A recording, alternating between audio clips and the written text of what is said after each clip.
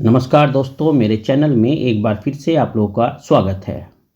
मध्यकालीन भारत के इतिहास में मैंने जो शेरशाह सूर की सीरीज शुरू की है, उसमें मैंने अपनी पिछली वीडियो में आप लोगों को बताया था कि कन्नौज यानी बिलग्राम के युद्ध के बाद जो शेरशाह था उसने अपनी पश्चिमोत्तर सीमा को किस तरीके से सुरक्षित किया और उनको सुरक्षित करने के लिए उसने पंजाब और गख्खर की विजय की और वहाँ पर जो है एक रोहतासगढ़ नामक विशाल दुर्ग का निर्माण कराया, जो उसने हैबत खां नियाजी और ख्वास खां जैसे उच्च कोटि के सेनापतियों को 50,000 सैनिकों के साथ दुर्ग की रक्षा के लिए नियुक्त किया।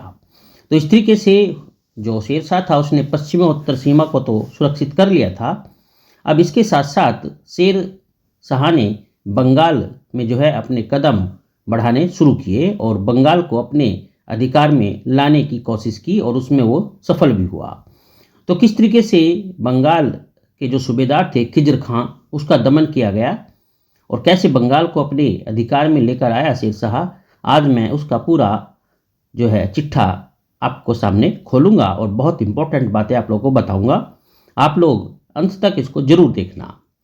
तो देखो दोस्तों, जिस समय शेरशाह गख्खर प्रदेश में था उसे सूचना मिली कि बंगाल का सूबेदार खिजर खां सुल्तान बनने का सपना देख रहा है और अपने इस सपने को पूरा करने की वो पूरी कोशिश कर रहा है।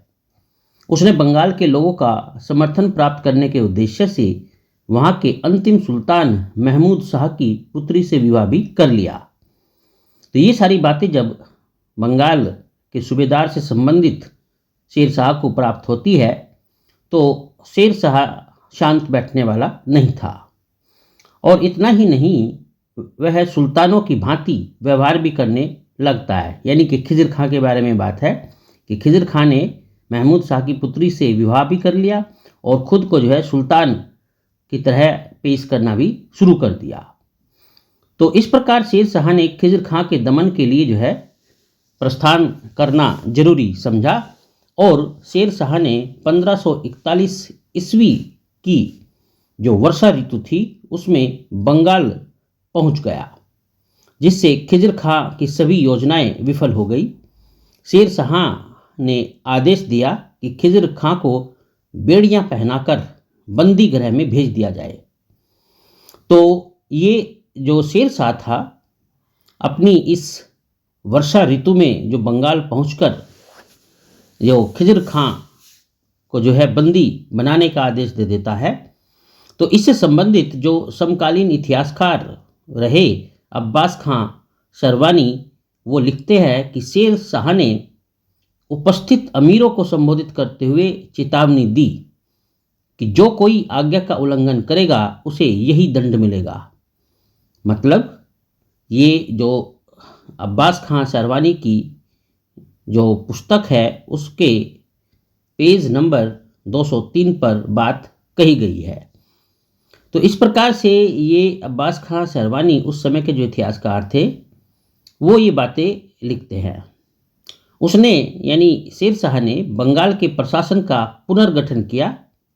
यानी जब शेरशाह ने बंगाल को अपने आधिपत्य में ले लिया और इसको खिजर खां को बंदी गृह भेज दिया, तो उसने जो है बंगाल के प्रशासन की तरफ ध्यान दिया और उसका पुनर्गठन किया, जिससे भविष्य में पुनः विद्रोह ना हो सके।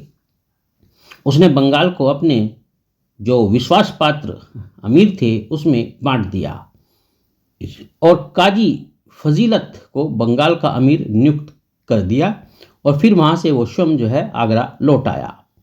तो इस तरीके से दोस्तों इसने शेरशाह ने बंगाल के सूबेदार खिजर खां का दमन कर दिया और बंगाल को अपने आधिपत्य में लेकर उसको अपने विश्वसनीय जो अमीर थे उनमें बांट दिया। तो ये थी शेरशाह की बंगाल विजय और खिजर खां का दमन। तो उम्मीद करता हूँ आपको ये बहुत समझ में आया होगा और इससे बहुत सारी जानकारियाँ प्राप्त हुई होंगी। तो चलिए, मुझसे जुड़े रहने के लिए आप लोगों का बहुत बहुत धन्यवाद। दोस्तों, अगर चैनल सब्सक्राइब नहीं किया तो ज़रूर एक बार सब्सक्राइब कर लीजिए। अपनी अगली वीडियो में मैं आप लोगों को बताऊंगा कि शेरशाह ने मालवा को किस तरीके से विजय किया, इसकी पूरी जानकारी आपको दूंगा। चलिए, आपका दिन शुभ हो। मुझसे जुड़े रहने के लिए फिर से आपका शुक्रिया।